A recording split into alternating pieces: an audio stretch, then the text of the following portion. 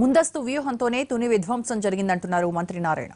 ప్రభుత్వాన్ని అస్థిరపరిచేందుకు కుట్ర జరుగుతోందని అంటున్నారు. కాపులను బీసీలో చేర్చేందుకు టీడీపీ కట్టుబడి ఉందని అంటున్న నారాయణతో మా ప్రతినిధి దామోదర్ ఫేస్ టు ఫేస్.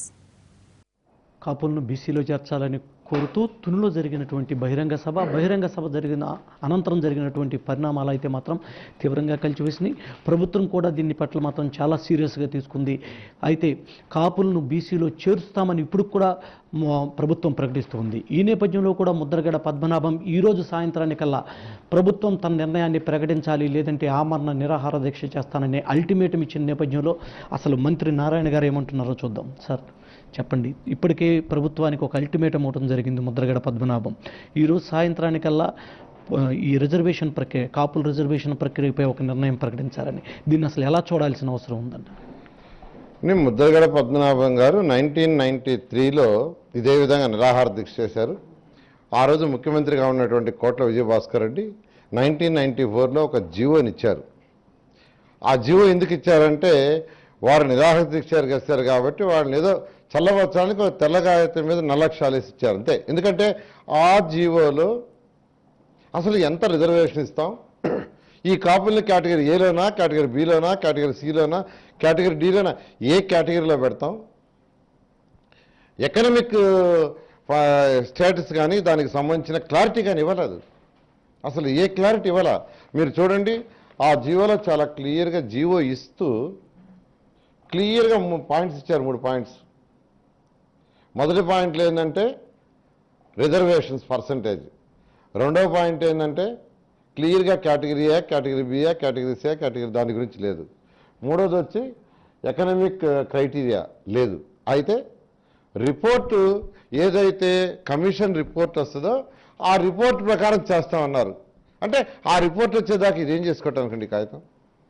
అంటే ఊరికే కళ్ళ నీళ్లు చూడటానికే అదే చేశారు. ముద్రగడకి ఇదంతా తెలుసు కూడా ఎందుకని ఈ రకంగా? ఇంకొక విషయం చెప్తాను వినండి. ఈరోజు ఈ జీవోని ఇవ్వమంటున్నారు, మా ముఖ్యమంత్రి గారు ఇస్తానని నేను చెప్పేశారు. కానీ కండిషన్, ఏ నాయకులైతే ఇవ్వమంటున్నారో వాళ్ళు ముందుకొచ్చి దీనివల్ల లీగల్ ప్రాబ్లమ్స్ ఏవైనా వస్తే, ఎవరైనా కోర్టుకు పోతే బాధ్యత మాది, రాష్ట్రంలో కాపుల్ని రిజర్వేషన్ ఇవ్వకుండా చేసింది మేమని చెప్పమంటున్నారు. ఎందుకు చెప్పమన్నారంటే వారు అన్నీ పూర్తిగా చెప్పటంలా.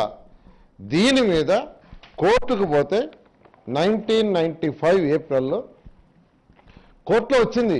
కోర్టులో చూడండి, పారాగ్రాఫ్ నెంబర్ 41 క్లియర్గా ఉంది. ఏమనుంది? అటు చాలా క్లియర్గా 41లో, it is only after such report is submitted the state government is empowered to take a decision in an objective manner. Until then, no new backward class can be added. No new backward classes can be added. In fact, Mr. S. Venkat Reddy, the learned Advocate General, made a statement before the court that the GO will not be given effect to until such report is submitted by the BC Commission. అంటే BC commission వచ్చిన దాకా ఈ GO implementation ఏమి చేయమని ఆ రోజు advocate general ఇచ్చారు. ఇవన్నీ కూడా పద్మనాభంకి తెలుసు, ముద్రగడ పద్మనాభంకి. ఇవన్నిటి కూడా రాజకీయ పార్టీలన్నిటికీ తెలుసు. కానీ నిన్న రాజకీయ పార్టీలు మద్దతు ఇచ్చాయి, ఎంత విధ్వంసం సృష్టించారు, రైలు తగలబెట్టారు, ఇదంతా ఒక ప్రీ ప్లాన్డేనని మీ ఉద్దేశం అంటారు? ఖచ్చితంగానండి. ఈ విషయాన్ని ప్రజలకు ఎందుకు చెప్పలేదు? జీవో ఇచ్చింది, జీవో నెంబర్ 30 ఇచ్చింది ఆ రోజు గవర్నమెంట్. అనగానే అబ్బా కాపులకు రిజర్వేషన్ ఇచ్చారని ఎగిరెత్తటిగా చేశారు, అమాయకులను చేసి. ఇంప్లిమెంటేషన్ చేయటానికి చేయటం లేదని అడ్వకేట్ జనరల్ కోర్టులో ఇచ్చాడు. As per court direction paragraph number 41. ఆ విషయం ఎందుకు చెప్పలేదు? ప్రజలకు ఎందుకు ఎక్స్ప్లెయిన్ నిన్న గర్జన మీద చెప్పుండొచ్చు కదా, చెప్పలా. పోనీ జాట్స్ తీసుకుంటే 9 రాష్ట్రాల్లో ఉండాలి జాట్స్. ఈరోజు మీరు బీహార్ కానీ, గుజరాత్ కానీ, హర్యానా కానీ, హిమాచల్ ప్రదేశ్ కానీ, ఎంపీ కానీ, ఎన్సిటీ ఆఫ్ ఢిల్లీ కానీ, భరత్పూర్ కానీ, ధోలాపూర్ కానీ, ఆఫ్ రాజస్థాన్, ఉత్తరప్రదేశ్, ఉత్తరాఖండ్ తీసుకుంటే జాట్స్ ఎక్కువ ఉండాలి. ఈ కాంగ్రెస్, యూపీఏ గవర్నమెంట్లో ఉండే కాంగ్రెస్, యూపీఏ ప్రభుత్వం 2014లో అదరాబదరా మార్చిలో ఓబీసీలో చేర్చేస్తామని ఇచ్చింది ఎలక్షన్ కోసం. ఎలక్షన్ రాజకీయ లబ్ధి కోసం చేశారు.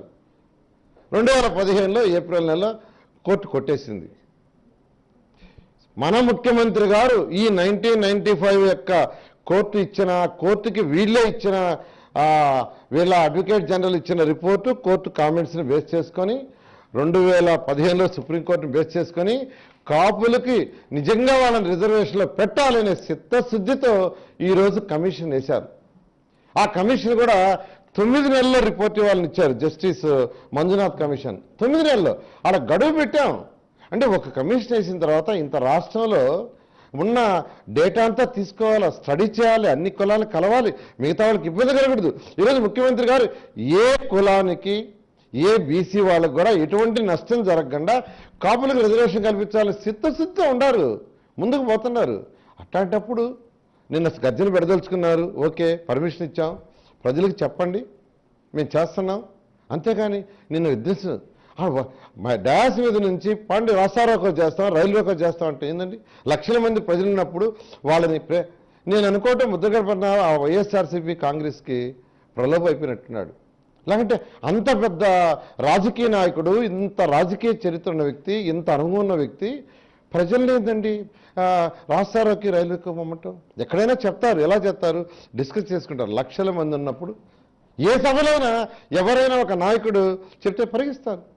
అది ముందుగా వెల్ ప్లాన్డ్, ముందుగా కొంతమంది మనుషుల్ని ఈ వైఎస్ఆర్సీపీ పార్టీ అరేంజ్ చేసింది. వస్తాయి, తీస్తున్నారు సాక్ష్యాలు మొత్తం ఖచ్చితంగా చేసి విధ్వంసాన్ని సృష్టించింది. ఇంతకు మించి ఇంకేం లేదు. ఇది కాపు సోదరులు చేసింది కాదండి. కాపు సోదరులు అమాయకులు, వాళ్ళకేమీ తెలియదు. వాళ్ళకి నిజంగా తెలుసుంటే ఈ యొక్క 1995 కోర్టుకి అడ్వకేట్ జనరల్ ఇచ్చారు. తప్పుదోవ పట్టిస్తున్నారు. మీరు చెప్తున్న లెక్క ప్రకారం ముద్రగడ తప్పుదోవ పట్టిస్తున్నారంటారా కాపులందరూ? అందుకని ఇప్పటికైనా మేము ముద్రగడకు చెప్తున్నాం. ఈరోజు వారు ఈవినింగ్ నిరాహార దీక్ష చేస్తానన్నారు. జీవో 30 ఇవ్వమని. జీవో 30 అంటే ఈ రాష్ట్రంలో ఉండే కాపులని అమాయకులు చేయటమే. జీవో 30 అంటే కాపుల్ని అమాయకులు చేయటమే. మేము అమాయకులం కాదు, మాకు లీగల్గా తెలుసు, అన్ని చూస్తున్నాం, ముఖ్యమంత్రి గారు చూస్తున్నారు. ముద్రగడ పద్మనాభం కూడా చాలా క్లియర్గా చెప్తున్నాం, లేదు మాకు ఇచ్చేసేయండి జీవో, కాపులకు రిజర్వేషన్ రాకపోయినా పర్వాలా, ఎవరు కోర్టుకు పోయినా పర్వాలా, బాధ్యత మాది అని చెప్పి ముందుకు రమ్మని నేను సీఎం గారు చెప్పారు. రమ్మనండి, ప్రజలకు చెప్పనండి. ఫస్ట్ జీవో 30 తీసుకుంటున్నాం. అది ఎందుకు వెలిగిరాదు, నేను చెప్తున్నాను ఒక యాంగిల్లో. అది ఎందుకు వెలిగిరాదు జీవో 30? కమిషన్ రిపోర్ట్ వచ్చిందా పనికిరాదు. కమిషన్ రిపోర్ట్ వచ్చిందా పనికిరాదు ఎందుకండి చెప్పండి? అడ్వకేట్ జనరలే చెప్పాడు కోర్టుకి. ఇది జీవో 30 గనక ముద్రగడ పద్మనాభం కోరుకుంటే గనక రాష్ట్రంలో కాపుల శ్రేయస్సు కోరుకుంటున్నట్లు కాదని, కాపుల్ని నాశనాన్నే కోరుకున్నట్టు అని చెప్పేసి మంత్రి నారాయణ గారు స్పష్టం చేస్తున్నారు. దీనిపైన ఇంకా అవసరమైతే ఇప్పుడైనా సరే 30 జీవో ఇవ్వడానికి సిద్ధం. కానీ ఎవరైతే కాపు రిజర్వేషన్ పేరుతో ఆందోళన చేస్తున్న వారు కాపులందరికీ న్యాయం చేస్తామని కట్టుబడి ఉంటారని కూడా మంత్రి నారాయణ ప్రశ్నిస్తున్నారు. కెమెరామెన్ లక్ష్మణ్తో దామోదర్, ఎన్టీవీ, విజయవాడ.